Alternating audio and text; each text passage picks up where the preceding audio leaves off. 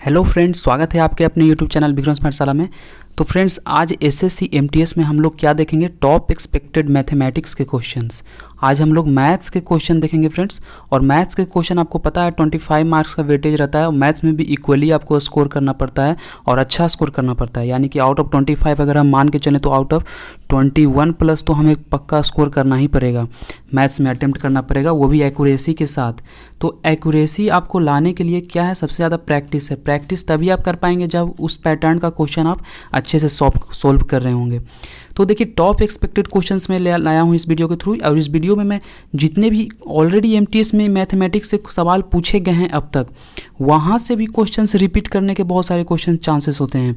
या तो बिल्कुल वैसा ही क्वेश्चंस आ जाए या उस पर आधारित कोई डिफरेंट टाइप्स का क्वेश्चन आपसे पूछ लिया जाए। तो इस वीडियो काफ़ी शॉर्ट रहेगा फ्रेंड्स। और जो क्वेश्चंस ऑलरेडी पूछा गया एमटीएस में 2021 में एमटीएस के पेपर में, वो सभी हम लोग देख लेंगे और आने वाले एग्जामिनेशंस के लिए भी हेल्पफुल होगा, आपके किसी भी शिफ्ट का पेपर क्यों ना हो।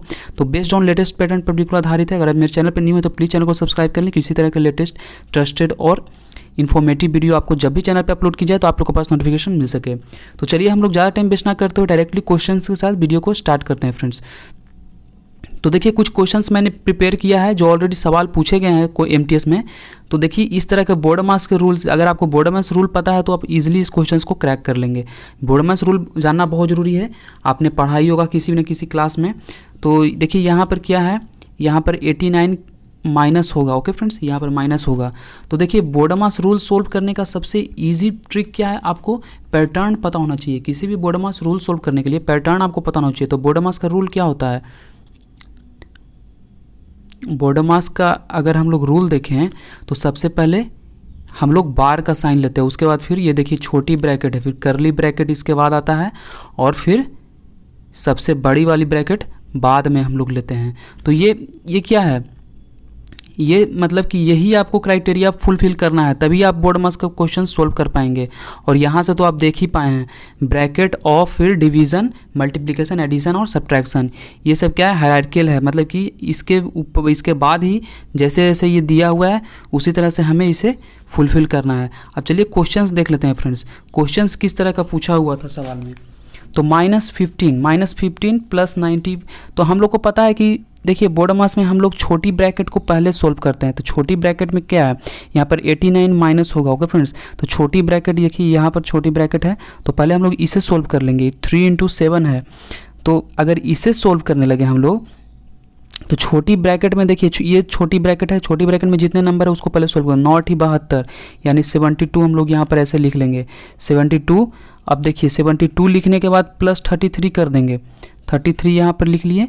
उसके बाद फिर -21 की 3 × 7 है तो -21 हो गया। ओके फ्रेंड्स, देख रहे हैं कितना आसानी से आप इसे सोल्व कर लें। उसके बाद फिर देखिए, अभी इधर आपको ध्यान नहीं देना है फ्रेंड्स। ओके, अभी आपको बस छोटी ब्रैकेट को ही सोल्व करना है। तो अब देखिए, यहाँ से इसे सोल्व कर लेंगे, इसे ऐड करेंगे तो क्या 105 आ गया। 105 माइनस 21 ये कितना हो गया? 84 हो गया। यहाँ से देखिए, ये छोटी ब्रैकेट यानी कि हम कुल मिला के कह सकते हैं ये 84 है यहाँ पर। अब देखिए, यहाँ से सोल्व करना हम लोग स्टार्ट करेंगे। -15 है, -15 प्लस 90 हो गया, फिर भागा 89। देखिए उसके बाद 89 आ रहा है तो हम लोग क्या लिख देंगे? ये ब्रैकेट बड़ी ब्रैकेट कर लेंगे। 89 माइनस ये क्या है? छोटी ब्रैकेट में हम लोगों ने 84 निकाला था, जैसा कि हम लोगों ने देख सकें यहाँ पर हम लोग 84 हम लोगों ने निकाला था। अब देखिए -15 प्लस 90 भागा 5। ओके फ्रेंड्स, देख पा रहे हैं कैसे किस तरह से आप सोल्व कर रहे हैं। और उसके बाद फिर देखिए, इन दोनों में पहले किसका हम लोग सोल्व करेंगे? पहले हम लोग भागा का सोल्व करेंगे। तो -15 प्लस 18, तो यहाँ से सोल्व कर लेंगे तो +3 यहाँ से आंसर आ जाएगा। तो ये +3 आपका क्या है? आंसर है। देखिए कितने इजीली आप इसे सोल्व कर लिया। बोर्डमास का रूल जानना बहुत जरूरी है। बोर्डमास से क्वेश्चंस 2-3 क्वेश्चंस बिल्कुल एग्जाम में हर शिफ्ट में देखा जाए तो हर शिफ्ट में क्वेश्चन वहाँ से पूछे जा रहे हैं। चलिए नेक्स्ट क्वेश्चन देख लेते हैं फ्रेंड्स। नेक्स्ट किस तरह के क्वेश्चंस आए हुए हैं सवाल एमटीएस के पेपर में? तो देखिए, सवाल कुछ इस तरह सा था। ये भी बोर्डमास रूल पर ही बेस्ड क्वेश्चन है। अब देखिए इसे कैसे सोल्व करेंगे फ्रेंड्स। इसे सोल्व करने का भी वही ट्रिक है, आपको कुछ नहीं सोचना है। सबसे पहले क्या करना है? छोटी ब्रैकेट को देखेंगे। छोटी ब्रैकेट में यहाँ पर देख रहे हैं 6.3 भागा 9, तो इसे सोल्व करेंगे तो 0.7 यहाँ पर आ गया। इसे भाग देंगे तो 0.7 हो गया। अब देखिए यहाँ से हम लोग स्टार्ट करेंगे 45 -5। ऑफ का मतलब क्या होता है फ्रेंड्स? ऑफ का मतलब गुना होता है। अब देखिए छोटी ब्रैकेट को हम लोगों ने सोल्व किया था तो 0.7 आया था यहाँ से आंसर, प्लस 7 इंटू, उसके बाद फिर देखिए मल्टीप्लिकेशन, उसके बाद 7 इंटू 0.5, इसे सोल्व कीजिएगा तो 3.5 आ जाएगा। देख रहे हैं फ्रेंड्स? अब देखिए ये सभी में जो है, इस सभी में सबसे पहले किसका क्रिया होता है? इसमें देखा जाए तो सभी में सबसे पहले तो ऑफ का क्रिया सबसे, यानी मल्टीप्लिकेशन का सबसे पहले होता है। तो हम लोग क्या करेंगे? मल्टीप्लिकेशन को पहले सोल्व करेंगे। अब देखिए -5 इंटू 0.7 तो -3.5 हो गया, प्लस 3.5, आप देखिए 45 है तो 45 को एज इट इज़ यहाँ पर लिख देंगे। आप देखिए 3.5 से ये कैंसिल हो गया तो बच गया क्या? 45 बच गया। तो यही हमारा आंसर, यानी कि ऑप्शन सी इसका करेक्ट हो गया। ये सब ऑलरेडी, ये सब चुटकियों में आपको सोल्व करना आना चाहिए फ्रेंड्स, कि 2-3 सेकंड में सोल्व करने के लिए इस तरह के क्वेश्चंस में आप बिल्कुल गलत नहीं कर सकते हैं, किसी भी टाइप का क्वेश्चन क्यों ना हो। चलिए नेक्स्ट क्वेश्चन की ओर चलते हैं फ्रेंड्स। नेक्स्ट किस तरह के क्वेश्चन एमटीएस के पेपर में पूछे गए थे? देखिए इस तरह का सवाल पूछा गया था। एक यह क्वेश्चन था, ये 4p, इसे भी सोल्व कर लेंगे, बहुत आसानी से इसे सोल्व करेंगे फ्रेंड्स। देखिए इस तरह के सवाल पूछे जा रहे हैं हमेशा पेपर में, तो आपको गलत नहीं करना है इस तरह के पेपर। तो 4p = 6q = 9r, इस तरह के सवाल आए हुए थे पेपर में। तो इसे देखिए, पहले आपको एक कॉन्सेप्ट बता देते हैं। अगर इस तरह का कॉन्सेप्ट हो तो सबसे पहले आपको क्या करना है? 4, 6 और 9 का एलसीएम ले लेना है। तो 4 और 6 और 9 का एलसीएम हम लोग यहाँ से ले लेंगे। तो 4, 6, 9 का एलसीएम कितना हो जाएगा? 36 हो जाएगा। एलसीएम 36 आ गया फ्रेंड्स। उसके बाद फिर देखिए सोल्व करने का ट्रिक क्या है। ये 4p/36 = उसके बाद फिर 6q कर लेंगे, 6q/36 = अब किसका? 9r का बारी है, 9r/36। ओके फ्रेंड्स, यहाँ तक सोल्व हो गया। अब देखिए इसे फर्दर 4 से कट करेंगे 36 को, तो कितने बार में जाएगा? 9 बार में। तो p/9 = उसी तरह सिमिलरली हम लोग इसे सोल्व कर लेंगे, q/6 आ जाएगा, = 9 चौक 36, यानी कि r/4 आ गया। अब देखिए इस तरह का जब भी क्वेश्चन हो तो एक ट्रिक है, x y a = y b = z y c के फॉर्म में जब ये इस तरह का सवाल रहेगा तो अब directly x y z = a b c आ जाता है। यानी कि हम लोग कुल मिला के कहें था तो कंक्लूजन में क्या क्वेश्चन पूछा रहा था? P ratio, Q ratio, R का वैल्यू पूछ लिया जा रहा था। तो सिमिलरली डिनोमिनेटर में जो नंबर रहेगा वही इसका वैल्यू हो जाएगा। कुछ नहीं आपको सोचना है, सिर्फ जो नंबर डिनोमिनेटर में दिया हुआ रहेगा वही आपका रेशियो में आंसर होगा। तो 964 है, तो 964 देख सकते हैं कि ऑप्शन बी में है, यानी कि ऑप्शन बी इसका करेक्ट आंसर होगा, ना कि ये आप लोग टिक करके आएंगे। तो किसी भी क्वेश्चन को सोल्व करने का सबसे आसान ट्रिक यही है कि आप क्वेश्चंस को, रिक्वायरमेंट्स को फुलफिल करें और उसके बाद फिर क्वेश्चंस क्या कह रहा है उसे उस तरह से सोल्व कर लें। चलते हैं नेक्स्ट क्वेश्चन देख लेते हैं फ्रेंड्स। नेक्स्ट क्वेश्चन किस टाइप का क्वेश्चन पूछा गया था एमटीएस में पेपर में? देखिए एक क्वेश्चन इस तरह का क्वेश्चन था, निम्न में से कौन सी संख्या 11 से पूर्णतः विभाज्य है? तो ऑप्शन दिया हुआ था और पूछा गया था कि इस नंबर में से कौन सा ऐसा नंबर है जो 11 से पूर्णतः विभाजित है। 11 से पूर्णतः विभाजित होने वाला नंबर के बारे में पूछने के लिए आपसे पूछा जा रहा है। अब देखिए 11 से विभाज्य होने के लिए आपको तो 11 से विभाज्य का रूल पता होना चाहिए, सबसे पहले ये ट्रिक है। तो अगर देखिए इस तरह का 11 से विभाज्य का रूल रहेगा तो आपको कैसे सोल्व करना है? सबसे इस तरह के क्वेश्चंस को हम लोग क्या करते हैं? ऑप्शन के थ्रू जाते हैं, ऑप्शन के थ्रू इसे चेक करते हैं। तो ऑप्शन के थ्रू कैसे चेक करना है फ्रेंड्स? सबसे पहले तो आपको क्या करना है कि नंबर ले लेना है यहाँ से। जैसे मान लिया जाए आपको नंबर ले लेते हैं 107611, यानी कि हम देखिए पहले नंबर ले लेते हैं, इस तरह अच्छे से सोल्व करते हैं इसे, 107611। अब देखिए इसे अल्टरनेट में हम लोग चेक करेंगे, अल्टरनेट में इसे ऐड करेंगे, यानी कि 1 लेंगे, 7 लेंगे और 1, इसको क्या करेंगे? ऐड कर देना है। सभी को क्या करना है? ऐड करना है, यानी कि 1 और 7 8, 8 और 1 9, यानी कि 9 यहाँ पर लिख लिए, माइनस उसके बाद फिर नीचे से जो नंबर बचा हुआ है उसे ऐड कर लेंगे, यानी कि 0 + 6 + 1 कितना हो गया? 7 हो गया। अब माइनस कर लेंगे तो कितना आ गया? 2 आ गया। लेकिन क्या 2 11 और 0 से डिविजिबल है? नहीं है। तो हम लोग कह सकते हैं कि यह ऑप्शन ए गलत है, क्योंकि ऑप्शन ए कभी भी 11 से डिविजिबल नहीं होगा, क्योंकि 11 से डिविजिबिलिटी रूल ये फॉलो नहीं कर रहा है। अब सिमिलरली हम लोग क्या करेंगे? ऑप्शन बी को चेक करेंगे, ऑप्शन बी को चेक करेंगे। अब देखिए ऑप्शन बी को चेक कर लेते हैं, 8097181। अब देखिए इसे सोल्व कर लेते हैं। इसे भी सिमिलरली हम लोग उसी तरह से डिविजिबिलिटी रूल 11 का चेक करेंगे, 8 9 और 8 को क्या करेंगे, ऐड कर लेंगे आपस में। तो कितना आ गया, 9 8 17 और 8 25, यानी कि 25 माइनस कर लेंगे, जो नंबर बचा हुआ है उसे आपस में ऐड कर लेते हैं। तो कितना आ गया, 8 आ गया। 0 + 7 + 1 यानी कि 8। अब देखिए यहाँ से सब्ट्रैक्ट कीजिएगा तो कितना आ गया, 17 आ गया। तो क्या 17 11 से डिविजिबल है या 0 से? नहीं है, बिल्कुल डिविजिबल नहीं, यानी कि हम लोग कह सकते हैं कि ऑप्शन बी भी इसका आंसर नहीं होगा। अब चलते हैं ऑप्शन सी चेक कर लेते हैं। ऑप्शन सी को अब चेक कर लेते हैं। अब देखिए ऑप्शन सी को चेक करने के लिए नंबर लिख लेते हैं 9 6 3 3 9 1। अब इसे सिमिलरली उसी तरह से बिल्कुल 11 के डिविजिबिलिटी रूल फॉलो करवाएंगे। तो 9 3 और 9 को क्या करेंगे, ऐड कर लेंगे। तो ऐड करने पे हम लोग को क्या मिल रहा है, 9 9 3 12, 12 9 21, 21 में से कितना माइनस करना है, 6 3 9 1 10, कितना आ गया फ्रेंड्स, 11। अब देखिए ये 11 आ गया, यानी कि 11 से क्या हो रहा है, डिविजिबल हो रहा है। 11 से डिविजिबल हो रहा है, सी डिविजिबल हो रहा है। यानी कि इसी तरह से हम लोग को ऑप्शन सी टिक करके आना है एग्जामिनेशन में। देखिए कितना आसानी से भी इसे सोल्व कर लेंगे फ्रेंड्स, इससे भी फास्ट आप लोग सोल्व कर लेंगे, बस क्वेश्चन प्रैक्टिस होना चाहिए। तो आप लोग को डिविजिबिलिटी रूल पता होगा तो आप 2-3 सेकंड में इसे सोल्व करके आएंगे, नहीं तो आप गलत बना के आ जाएंगे। तो अगर इस तरह का सवाल आप लोग को पता नहीं होगा तो बिल्कुल डेफिनेटली आप अगर लॉन्ग लेंदी वे में आगे से सोल्व करने बैठे तो काफ़ी टाइम लग जाएगा फ्रेंड्स। तो चलिए नेक्स्ट क्वेश्चन देख लेते हैं। नेक्स्ट किस तरह का क्वेश्चन एमटीएस के पेपर में पूछे गए थे फ्रेंड्स। तो टाइम एंड वर्क से क्वेश्चन पूछा गया था। देखिए इस तरह के सवाल भी बहुत पूछे जाते हैं। तो इजी सवाल है, 15 आदमी एक काम को 10 दिन में पूरा करते हैं, तो इसी काम को 20 आदमी कितने दिनों में पूरा करेंगे। तो देखिए आप लोगों ने एक रूल पढ़ा होगा इस तरह का कि M1 D1 is equal to M2 D2। हालांकि यहाँ पर एच भी आता है, लेकिन एच यहाँ पर इसलिए नहीं लिख रहे हैं क्योंकि अगर दिया हुआ रहता 15 आदमी एक काम को 10 दिन में इतने घंटे तक करते हैं, आवर रहता तो हम लिखते थे H1, लेकिन यहाँ पर आवर नहीं है इसलिए एच नहीं यहाँ पर आ रहा है। ओके फ्रेंड्स, अब इसी को देखिए M1 कितना है, 15 है।